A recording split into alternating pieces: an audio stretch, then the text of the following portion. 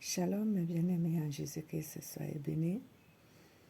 Je reviens vers vous ce matin avec le même thème, bien sûr, la restauration. Et aujourd'hui, nous parlerons du 4e chapitre de la restauration qui est intitulé La restauration et les conséquences du péché. Donc, la restauration et les conséquences du péché est le fait que les péchés des hommes produisent des répercussions qui sont ici des conséquences. Donc, les péchés des hommes produisent des répercussions dans leur vie et donc j'ai nommé ici les conséquences du péché et même la Bible appelle cela les conséquences du péché. Et ces conséquences du péché empêchent Dieu d'œuvrer facilement dans la vie du chrétien. Donc cela l'empêche de restaurer la vie du chrétien. Ces conséquences produisent quoi dans la vie du chrétien ou dans la vie des hommes en général? Ces conséquences produisent l'absence de Dieu, premièrement, le manque de faveur de Dieu à l'égard de l'homme, le refus de Dieu de répondre aux prières de l'homme, l'inimitié de l'homme contre Dieu, c'est ce que provoquent les conséquences. Parce que les conséquences du péché empêchent que l'homme soit ami ou que l'homme puisse aimer Dieu. Donc c'est ce que j'ai intitulé l'inimitié de l'homme contre Dieu, la malédiction, les péchés provoquent la malédiction et en cela la mort éternelle de l'âme de l'homme. Voici donc ce que les péchés des hommes produisent comme conséquence dans leur vie, de telle sorte que Dieu ne peut les restaurer. Parlons un peu de tout ce que je venais de citer, l'absence de Dieu et tout le reste, comment manifestent ces conséquences. Par exemple, le premier, l'absence de Dieu dans la vie de l'homme. Cela est synonyme de la mort spirituelle. Lorsque Dieu n'est pas présent dans la vie d'un homme, ce dernier, il est mort spirituellement. Même si physiquement il est vivant et que nous le voyons, mais physiquement il est mort. Pourquoi? Parce que si jamais la mort naturelle vient dans la vie de cette personne, elle n'appartiendra pas à Dieu. Elle va aller en enfer. Voilà. Donc, le péché des hommes empêche que Dieu soit présent dans leur vie. Et ainsi, Dieu ne pourra donc pas restaurer leur vie parce qu'ils sont morts spirituellement, parce qu'ils n'ont rien de ce qui est de Dieu en eux, en dehors du souffle de vie. Mais si on retire le souffle de vie, ces gens-là ne possèdent rien de ce qui est de Dieu en eux. Donc, pour que ce genre de personnes soit restauré, comme nous l'avons appris avant, il faut que cette personne se convertisse en Christ. Donc, la conversion fera en sorte que la présence de Dieu soit dans sa vie. La conversion fera en sorte que Dieu manifeste dans sa vie. Est-ce que j'aimerais dire ici que Dieu ne manifeste pas dans la vie de ceux qui ne sont pas convertis? Certes, non. Dieu manifeste dans la vie de ceux qui sont convertis, mais d'une autre manière, pas de manière à restaurer leur vie. Ils peuvent demander quelque chose à Dieu, par exemple à travers la prière. À cause de la miséricorde de Dieu et de son amour pour les hommes, il peut leur accorder cela. Mais restaurer vraiment leur vie, comme nous apprenons ici, non. Dieu ne peut pas restaurer la vie de celui qui ne lui appartient pas. Et ces gens-là, même quand Dieu doit les bénir, Dieu bénit les efforts qu'ils fournissent. C'est ce que Dieu va bénir. Voilà. Donc, est-ce que Dieu ne bénit pas ceux qui sont dans le monde et qui ne le connaissent pas? Si, la Bible déclare que Dieu fait tomber sa pluie sur le toit des ingrats, sur le toit des méchants et sur le toit des injustes. Cela veut dire que lorsqu'un être humain demande quelque chose à Dieu, qu'il soit croyant ou pas, lorsque il a mis tous les efforts pour l'obtenir, Dieu va l'aider à l'obtenir parce que Dieu, il est amour. Mais la restauration, Dieu ne peut pas restaurer la vie d'un non-croyant parce que toutes les conditions ne sont pas réunies. Par exemple, l'une d'elles, c'est que ses péchés crée ici une séparation entre lui et Dieu, dont Dieu n'est pas présent dans la vie de cette personne. Parce que Dieu restaure les vies de ceux dont il est présent. Nous avons pris une référence telle que Genèse chapitre 2, verset 17 et également Romains chapitre 3, verset 22, 3a à 24. Et une deuxième conséquence qui empêche que Dieu puisse restaurer la vie d'un être humain, mais surtout la vie d'un croyant, c'est le manque de faveur de Dieu à l'égard de cet homme. Donc, lorsque tu pratiques le péché, tu empêches la faveur de Dieu de manifester dans ta vie. C'est pour ça qu'on ne peut pas dire que Dieu est injuste. Parce que quelquefois, nous disons, Seigneur, pourquoi moi je prie ou je te demande, ça ne se manifeste pas. Est-ce que, Seigneur, je ne mérite pas? On se pose beaucoup de questions.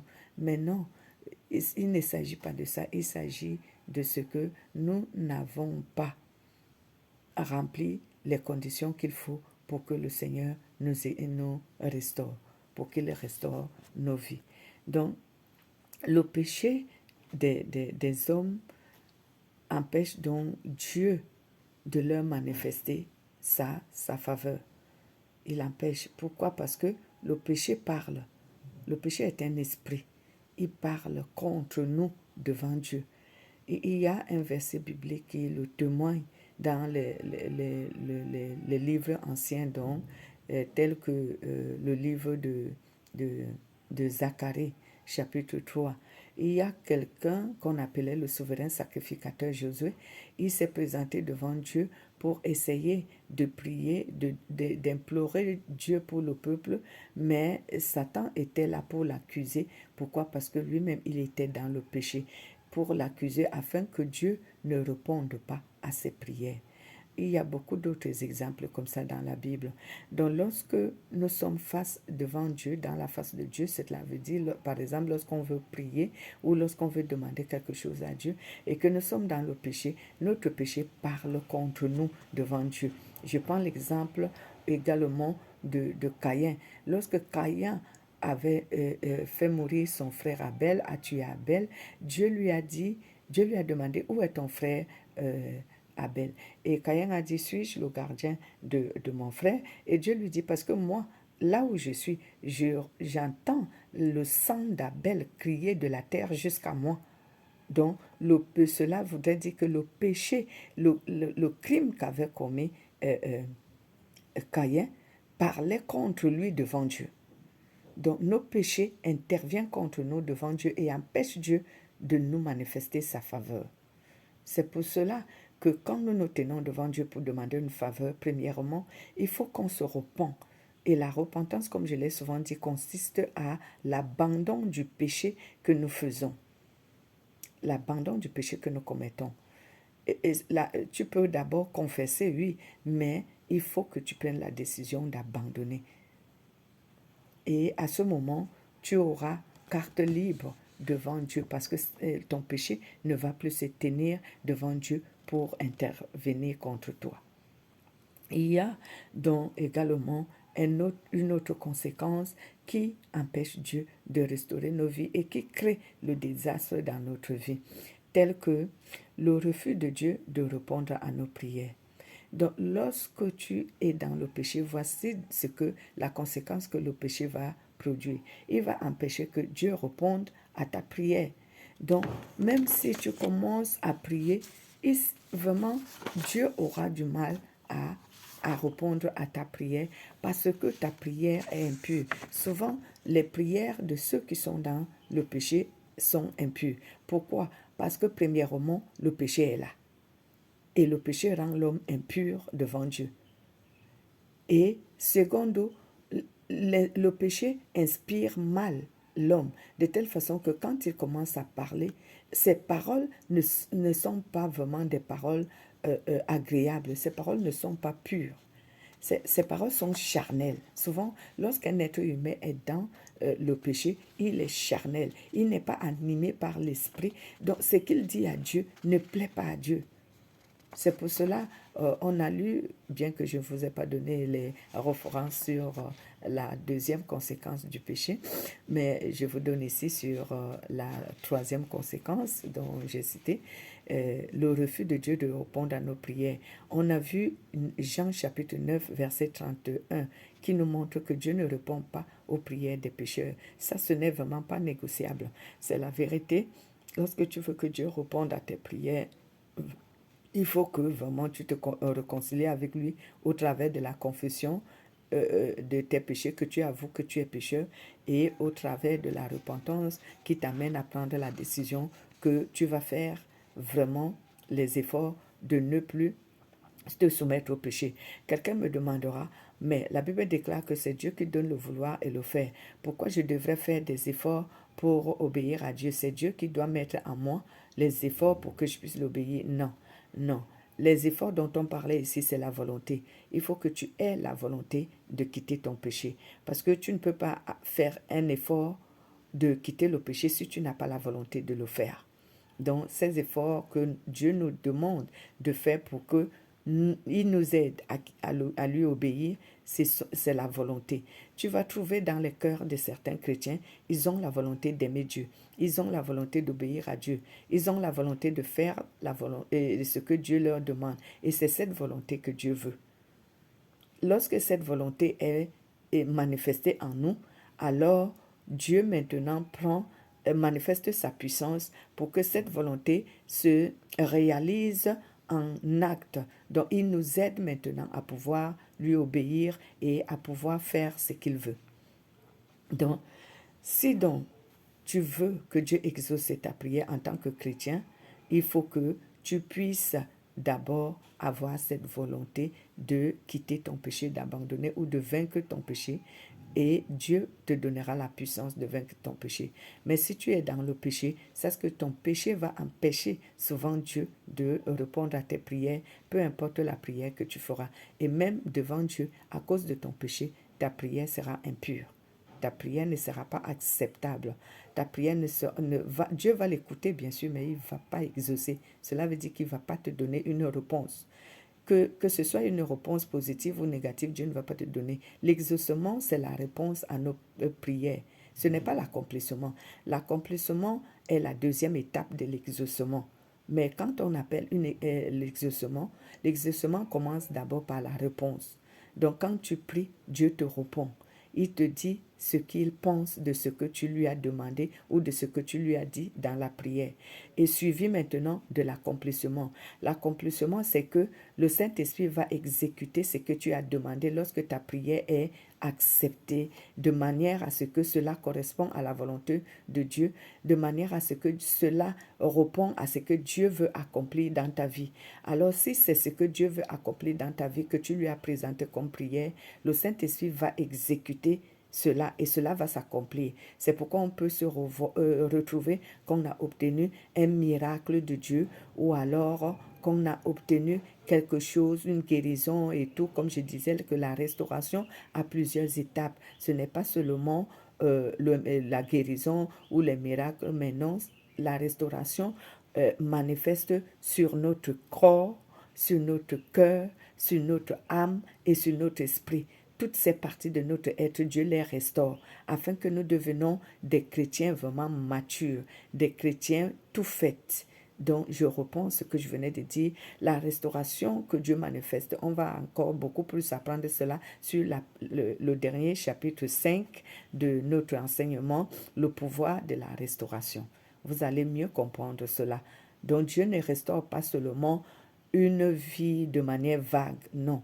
Il restaure l'âme, le cœur, l'esprit et le corps. Et cela compose toute notre vie en général. Il restaure toute notre vie sociale et tout le reste. On va comprendre cela plus tard. Donc, j'ai lu donc également Luc chapitre 18, verset 9 à 14, qui parlait d'un exemple de deux personnes qui priaient, mais l'un d'eux priait de manière pécheresse parce que sa prière était tellement impure qu'elle ne plaisait pas à Dieu. Et c'était celui qu'on appelait le pharisien. Mais le vendeur d'impôts, lui, il avait prié de manière qui plaise à Dieu parce que celui-là avait vraiment la volonté de plaire à Dieu. Et c'est sa prière qui a été acceptée. Nous avons lu Matthieu chapitre 6, verset 7 à 8, qui nous donne un conseil, où Dieu nous dit, souvent lorsqu'on prie, il ne faut pas qu'on répète des paroles en croyant que c'est à force de répéter les paroles que Dieu il va nous répondre, mais que nos paroles viennent donc du cœur. Et si nous lisons également Romains chapitre 8 au verset 26 à 27, cela montre que lorsque un chrétien prie de manière sincère et qu'il appartient à Dieu, c'est le Saint-Esprit qui l'inspire de comment prier devant Dieu. Donc c'est le Saint-Esprit qui émet dans son cœur les paroles qu'il doit présenter à Dieu comme prière. Voilà. Donc, voici donc ce que les péchés peuvent faire. Ils peuvent faire en sorte que Dieu refuse de te répondre. Je dis répondre. Je ne dis même pas. Parce que si Dieu ne te répond pas, ce n'est pas accomplir ce que tu as dit qu'il va accomplir. Il ne va pas l'accomplir. Et également, nos péchés font en sorte que nous devenons ennemis donc, avec Dieu. Cela veut dire l'inimitié de l'homme contre Dieu. Donc, le péché des hommes est donc le fait que l'inimitié qu'ils ont crée l'hostilité. Donc, les péchés des hommes créent en eux l'hostilité contre Dieu. L'hostilité qui est ici la rébellion. L'hostilité qui est ici l'endurcissement du cœur. Et vraiment, je vous assure, bien-aimés, Dieu n'aime pas l'hostilité. Il n'aime pas. Et même nous qui sommes adultes déjà, lorsque nous avons quelqu'un qui nous est hostile, comme par exemple notre enfant, quelqu'un qui est sous notre autorité et qui nous est hostile, on n'apprécie pas trop cette personne, bien que nous ne soyons pas comme Dieu, qui est rempli d'amour, qui aime tout le monde, même le pécheur. Mais franchement, Dieu n'apprécie pas l'hostilité, parce que l'hostilité des hommes attriste Dieu. Ça l'attriste. Et cela fait également en sorte que cet homme, un tel homme ne peut pas recevoir la faveur de Dieu. Donc, bien-aimé, si tu es incrédule, si tu es hostile à Dieu, tu deviens son ennemi. Pourquoi? Parce que quand le péché rend hostile un être humain, cela fait en sorte que cet être humain ne considère pas Dieu comme son sauveur, ou comme son créateur, ou comme son Dieu, ou comme son Père. Il considère Dieu comme un ennemi contre qui il doit lutter, contre qui il doit se battre. C'est pourquoi lorsque Dieu parle à cette personne, il ne comprend pas. Lorsque Dieu lui donne des recommandations ou Dieu essaye de le toucher, il ne se laisse pas toucher, il ne se laisse pas aborder. Il ne se laisse pas atteindre.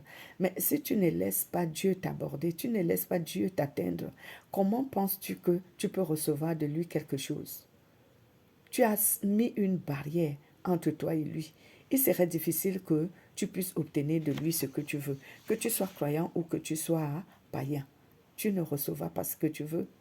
Parce que Dieu, en tout cas, je parle de la part de Dieu, tu ne recevras pas de la part de Dieu ce que tu veux.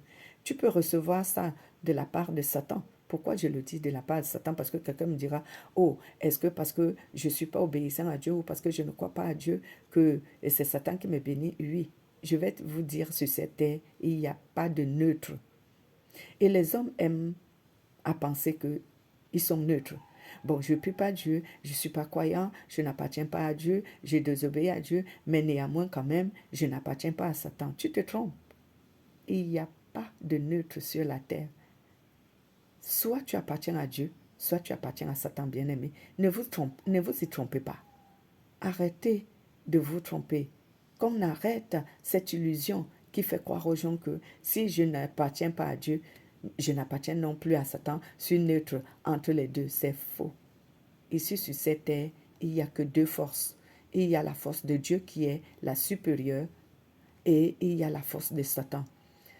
Ici, nous sommes divisés. Soit nous appartenons à Dieu, soit nous appartenons à Satan. Arrêtons de croire que nous sommes neutres, que nous n'appartenons ni à Dieu ni à Satan. C'est faux. Donc, si tu n'appartiens pas à Dieu et que tu te crois neutre, non, tu t'es trompé. Et ce que tu reçois ne vient que de la force de Satan. Même si c'est par ta propre force que quelquefois, par amour, Dieu te bénit, mais la plupart de ce que tu reçois, Satan te les donne aussi. Tu me demanderas, mais pourquoi? Mais observe ta vie. Comment est-ce que tu reçois certaines choses? Avec quelle voix? Quelle est la voix que tu empruntes pour les recevoir? Que fais-tu pour les recevoir? Quelquefois, tu mens pour les recevoir. Quelquefois, tu voles pour les recevoir. Quelquefois, tu trompes, tu triches pour les recevoir. Et si tu as fait tout cela pour recevoir la bénédiction que tu as eue ou les biens du monde que tu as eu, crois-tu que qui te les a donnés? C'est Dieu qui te les a donnés sur la base du mensonge? Non, c'est Satan. C'est Dieu qui te les a donnés sur la base du vol, de la tromperie, de détournement de fonds. Non, ce n'est pas Dieu, c'est Satan. Parce que regarde sur la base de quoi tu as obtenu ce que tu possèdes. Cela va t'amener à comprendre donc qu'il n'y a pas de neutre sur la terre. Ce n'est pas notre enseignement, mais le Saint-Esprit m'a amené à aller jusque-là pour faire comprendre aux gens qu'ils arrêtent de croire qu'ils sont neutres. Faisons le choix. Soit nous appartenons à Jésus, soit nous appartenons à Satan. Voilà, bien-aimés. Donc, je reviens sur la quatrième conséquence qui nous amène à comprendre que l'inimitié contre Dieu est le fait que les péchés des hommes créent l'hostilité dans leur cœur contre Dieu. L'hostilité les rend incrédules, endurcis de cœur, à tel point que un tel homme ne considère pas Dieu comme étant son Dieu, son Père, son Créateur ou son Sauveur, mais il considère Dieu comme étant un ennemi à abattre, un ennemi contre qui il doit lutter, un ennemi contre qui il doit vaincre. C'est pourquoi lorsque Dieu s'adresse à lui d'une manière ou d'une autre, d'abord, il ne discerne pas. Et même quand bien même Dieu s'efforce à lui faire comprendre que c'est lui, il résiste. Il résiste. Donc, il place dans son cœur une pierre contre Dieu pour ne pas laisser que la parole de Dieu accède son cœur. Donc, voici donc pourquoi la bonté de Dieu ne peut pas manifester en cette personne. Pas parce que Dieu ne le veut pas, mais parce que lui-même, il a placé une séparation, une barrière entre lui et Dieu, en endurcissant son cœur, en fermant son cœur contre Dieu. Donc, Dieu ne peut pas agir en sa faveur. Et il reste donc ennemi avec Dieu à cause de son hostilité, à cause de son incrédulité, à cause de son endurcissement de cœur. On a lu Galates chapitre 6 au verset 7 à 8 qui nous dit que l'homme ne récolte que ce qu'il a sémé. Si tu sèmes la chair, cela veut dire le péché, tu récolteras les fruits du péché. Cela veut dire les conséquences du péché, la souffrance. Si tu sèmes l'esprit, tu récolteras les fruits de l'esprit. Cela veut dire Dieu mettra à ta faveur ce qu'il faut pour que tu puisses bénéficier de ses bienfaits. Voici donc la cinquième, j'ai nommé conséquence du péché. C'est la malédiction dans la vie de l'homme. La malédiction dans la vie de l'homme est la manifestation de la colère de Dieu. Les gens pensent que la malédiction, c'est quoi? Souvent, les gens pensent que c'est juste parce que quelqu'un a prononcé des paroles contre lui qu'il est maudit. D'autres se disent que, ou juste parce que un homme ou un parent est fâché contre lui et il est maudit. Mais bien sûr, là aussi, ça peut être vrai. Parce que la Bible dit dans le livre de Proverbes que une malédiction sans cause n'est pas valable, n'existe pas. Quand tu entends que tu es maudit, c'est que tu as commis un péché et c'est le péché qu'on appelle la cause. Donc, si tu n'as aucune faute à te reprocher devant qui que ce soit, cette personne ne peut pas te maudire. Mais si une personne réussit à te maudire, c'est que tu l'as offensé. C'est que tu as une faute qui parle contre toi devant lui. Voilà. Donc, la malédiction est donc la manifestation de la colère de Dieu sur les hommes ou sur un homme. Et c'est les péchés des hommes qui provoquent donc la malédiction. C'est les péchés des hommes qui provoquent la colère de Dieu. Oui, bien-aimé. Si vous lisez Deutéronome chapitre 9 au verset 8, vous allez comprendre. Vous lisez Nombre chapitre 11 verset 2 à 3, vous allez comprendre, il y a plein de versets bibliques qui parlent de la malédiction. Si vous lisez Deutéronome chapitre 28, à partir du verset 15 jusqu'à la fin, vous allez comprendre toutes les malédictions qui tombent sur les humains lorsque ceux-ci désobéissent à Dieu, lorsque ceux-ci demeurent dans le péché. Je parle de demeurer dans le péché parce qu'il ne s'agit pas de celui qui succombe dans le péché et qui se relève par la repentance. Non. Il s'agit de la personne qui pratique le péché, donc qui vit dans le péché, que ce soit de manière dévoilée ou de manière voilée. Je veux dire que ce soit de manière connue ou cachée. Parce que c'est les chrétiens qui vivent dans le péché de manière cachée, donc voilée. Ils ont une apparence extérieure, religieuse, chrétienne, mais dans le secret, ils ont des péchés abominables. Ouais, Dieu connaît les chrétiens que nous sommes. Bien-aimé, si tu es chrétien et que tu m'entends, arrête de commettre des péchés en secret. On ne se cache pas devant Dieu. David a dit à Dieu, où est-ce que j'irai pour me cacher devant toi? Si j'entre dans les ténèbres, tu es là-bas. Si je me cache dans une maison, tu me vois. Si j'entre dans les eaux, là-bas aussi tu me vois. Dieu n'est pas limité. La Bible déclare qu'il est omniprésent, omniscient, omnipotent. Donc il voit tout, il sait tout et il est présent partout à la fois. Donc où est-ce que tu vas aller pour te cacher? Tu peux te cacher des hommes en voilant tes péchés, en faisant des choses dans le noir. Mais Dieu sait tout ce que tu fais. De qui veut donc te cacher? Des hommes ou de Dieu? Aujourd'hui, dans la Bible t'interpelle, la parole de Dieu, les saintes écritures t'interpellent et te disent que si tu vis dans le péché, que ce soit de manière voilée ou dévoilée, sache que la colère de Dieu va se manifester contre toi. Est-ce que je te maudis? Certes, non. Je n'ai nullement pas l'intention de maudire un être humain. Si je fais ce que je fais aujourd'hui, c'est parce que je veux que tout être humain sorte des ténèbres à la lumière.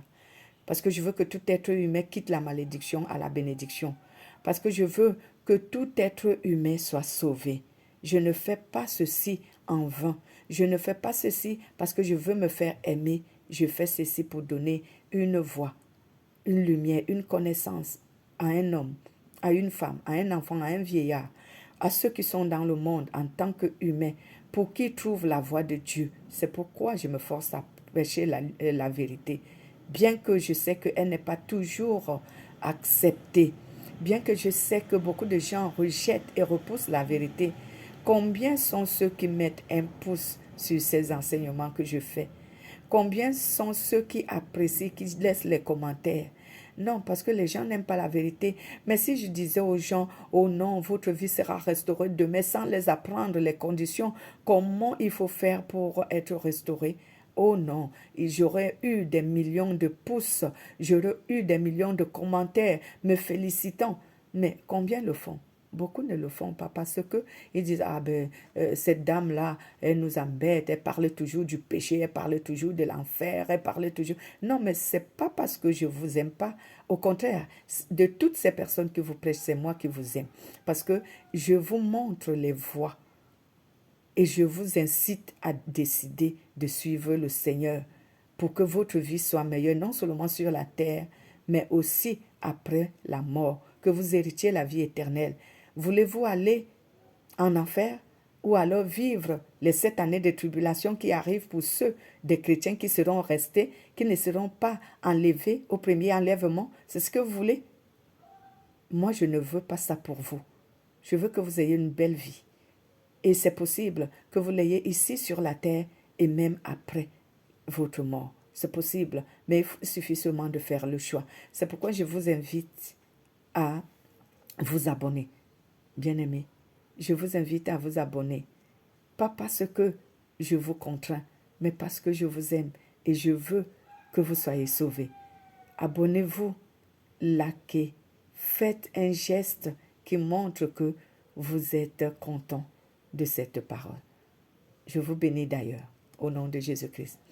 Donc, nous continuons donc, bien-aimés. Si donc la conséquence ici du péché manifeste telle que la malédiction, il ne faut pas que tu te justifies lorsque tu sens que ta vie ne marche plus, parce que quelqu'un qui est maudit, c'est que le ciel est fermé contre toi. Parce que, bien-aimé, lorsque Dieu est en colère contre un être humain ou contre une nation ou contre même la terre, l'humanité, Dieu ferme son ciel contre nous.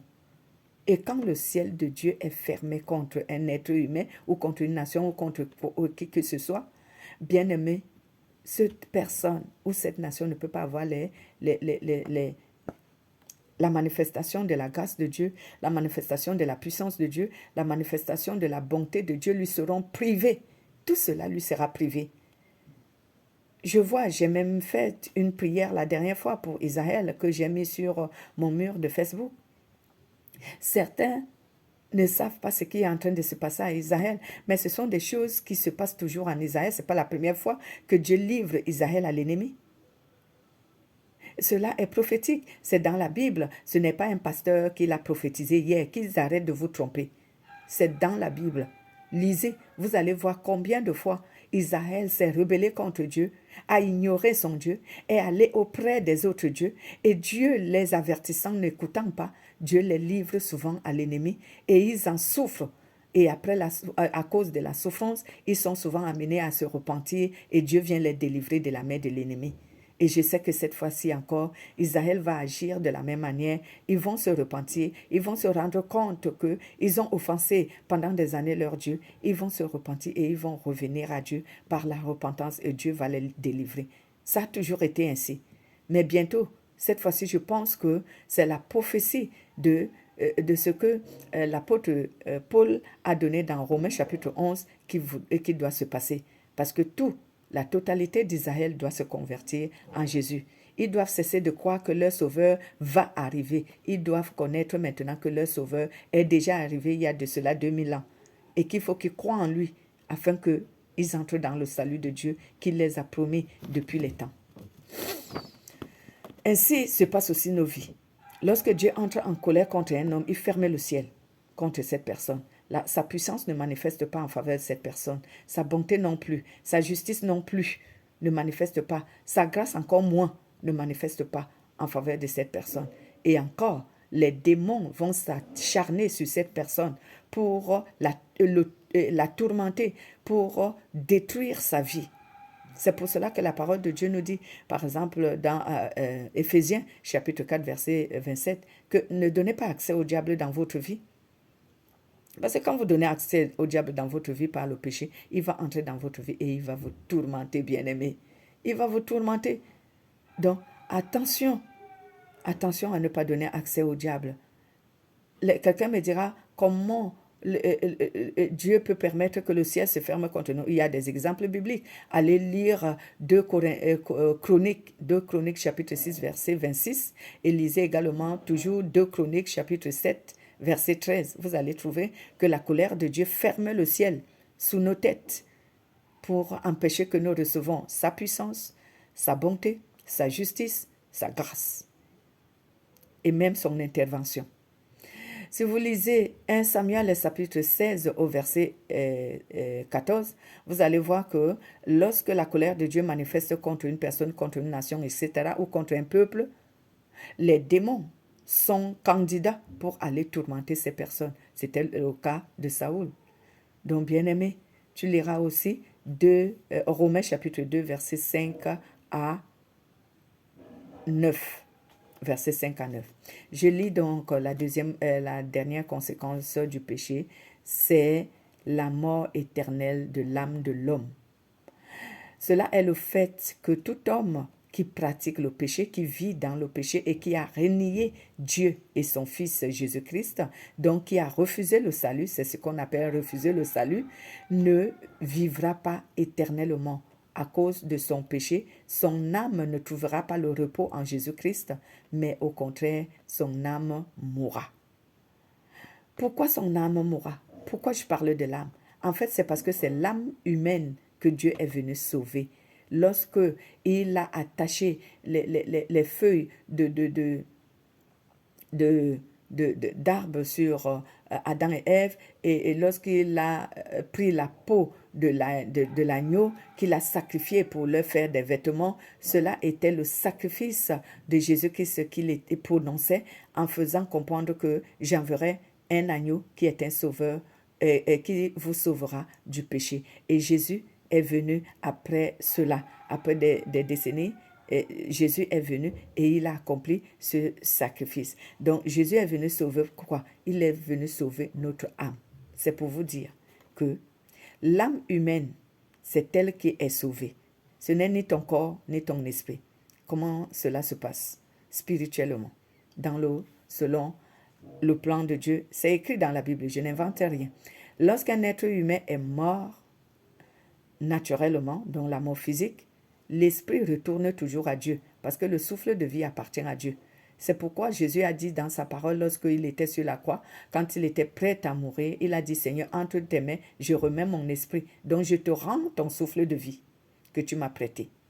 Donc l'esprit de vie d'un être humain, le souffle de vie retourne à Dieu. Que tu sois païen, que tu sois chrétien, que tu sois qui que ce soit sur la terre, l'esprit de vie, le souffle de vie appartient à Dieu. Dieu la récupère lorsque tu meurs. Ça retourne à Dieu.